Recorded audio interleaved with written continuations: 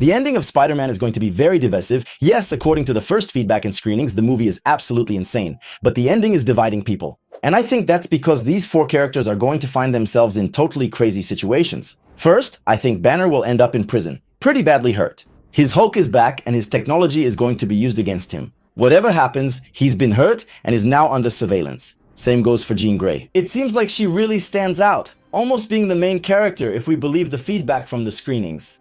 However, if the movie is an investigation, she shouldn't be revealed too early. So I think she'll have a real impact in the third act of the film, once Frank and Peter are ready to protect her. We know that during filming, a video shows her being forcefully arrested on a campus by the DODC. Afterwards, she seems to be strapped to a stretcher and locked in a van. It's hard to say if all this happens after her number of shocks at the beginning or at the end of the film. No matter what, she will become a prisoner of the DODC and must escape. Because we saw in the Wonder Man series footage that the Department of Damage Control is keeping an eye on everyone they suspect of having powers. And this mysterious telepath is probably the perfect opportunity for them to capture Jean. In short, the movie will, no matter what, connect with Secret Wars in one way or another. And guys, everything suggests that the symbiote will be part of the story. I mentioned it before, but now it's becoming really obvious. Because Zendaya is sending us messages through her clothes and more. For once, Tom Holland seems to be able not to spoil anything, but his new wife is having a field day with it. She said in an interview the ending would make multiple people cry and break the hearts of many who won't see it coming. Yes, there are just so many emotional scenes. Man, this is gonna break people's hearts. They're not gonna see it coming. All while wearing a black dress with a silver spider on it. Cousin, you're good. Spidey seems set to die, but will obviously return in the symbiote suit during Secret Wars.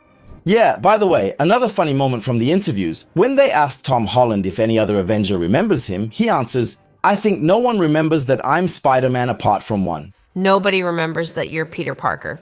One person. Okay, well clearly he knows about the Hulk theory. And for sure we're going to have a Hulk at the end of the movie who comes back to his senses and is going to turn to Spider-Man and say, "Damn, we bet." Anyway, to finish, what will happen to the Punisher after all this? Well, you might not believe me, but I think he's going to become the leader of the Hand.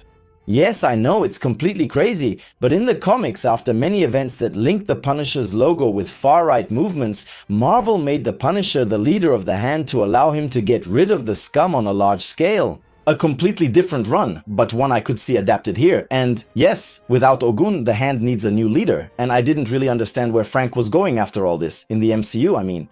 Honestly, I can't think of a better place for him right now. Watch the full version on YouTube if you enjoyed this video.